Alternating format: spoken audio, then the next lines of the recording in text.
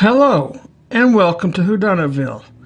If you're a regular viewer to this channel, you probably noticed by now that I really enjoy the mystery genre. I watch everything I can and read everything I can, including articles and news posts concerning mystery fiction. So I'm going to try something new. When I find an interesting article online that I think other fans of mystery, TV, movies, or books would also consider enlightening, I'm going to talk about it on this channel. I'm still going to do reviews, essays, clips, and all the usual stuff. I just wanted to add as much variety to the channel as I could.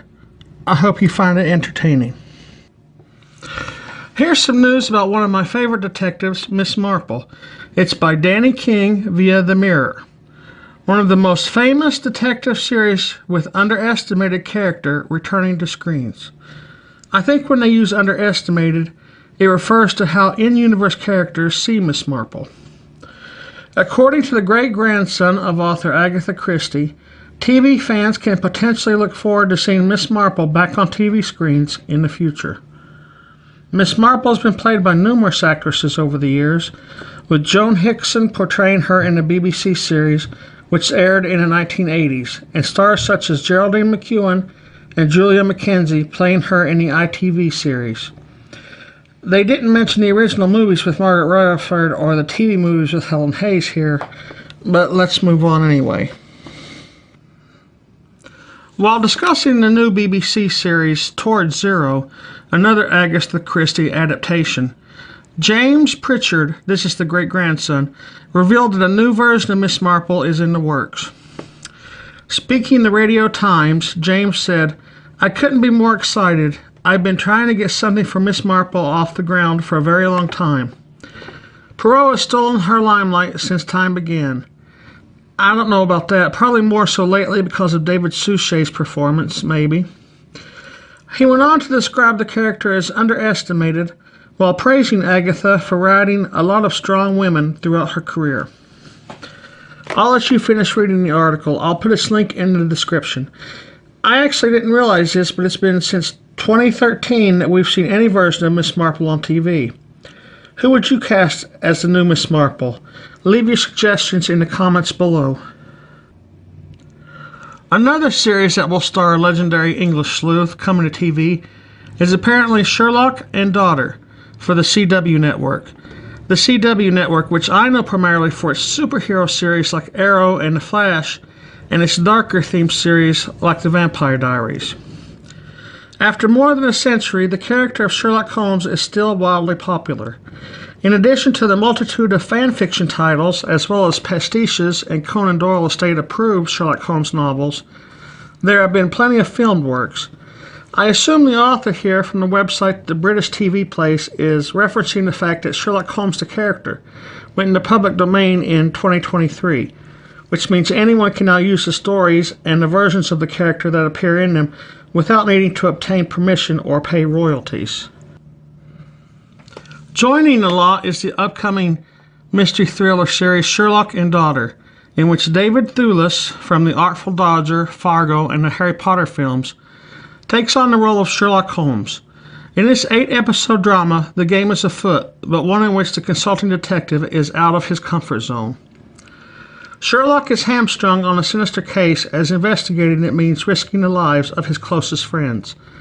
Then a young American woman named Amelia Rojas, played by Blue Hunt from the originals, I think that was a CW series, and The New Mutants, enters his life. Her mother was a murder victim, and she wants Sherlock to solve the case. And after learning that her missing father may be the legendary detective, Amelia also wants to prove that he is, or isn't. Now, I'm not sure how traditional Sherlock Holmes fans will feel about Sherlock having a romance with any other woman than Irene Adler from A Scandal in Bohemia, the person whom Holmes refers to as the woman, not out of romantic interest, but because she was the only woman who could outwit him, and he respects her intellect and cunning.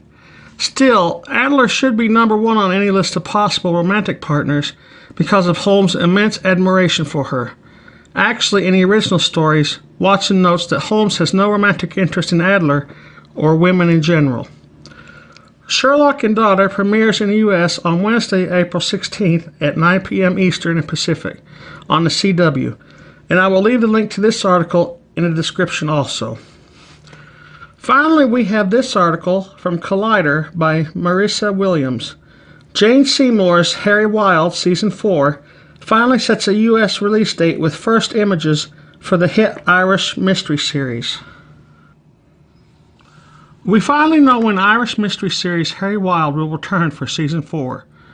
Acorn TV has announced that the Jane Seymour-led series will return on May 5th for the 4th season.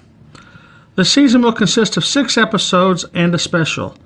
When the series returns on May 5th, it will drop the first 2 episodes on Acorn TV. With the announcement, fans are also getting a few images hinting at what's to come for the next season.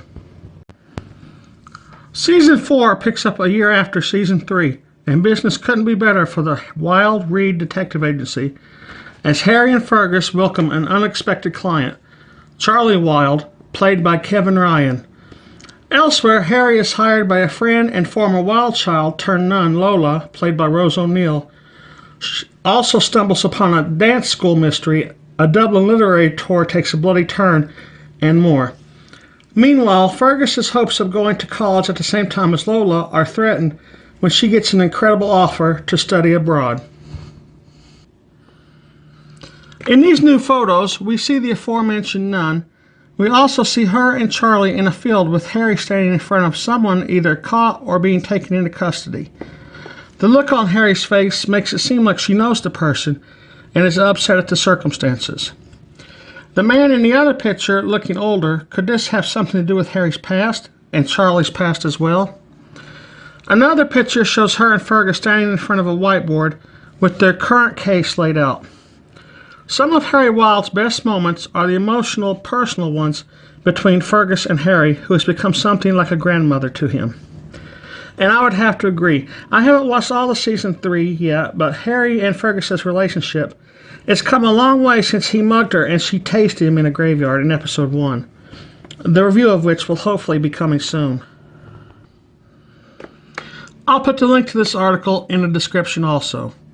So there you have it. I hope you enjoyed this update on these upcoming TV shows. If you did, please consider giving this video a like, share it, and maybe also consider subscribing to this channel. That way you'll always get the newest videos from Whodunitville right on your YouTube feed. Thank you for watching.